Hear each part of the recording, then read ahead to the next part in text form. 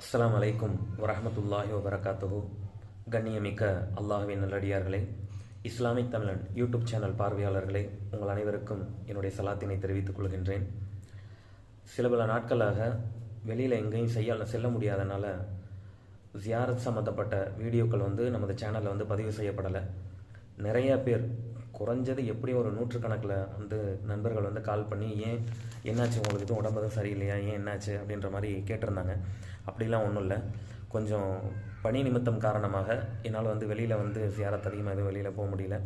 அதனால தான் என்னால் வீடியோ போட முடியல.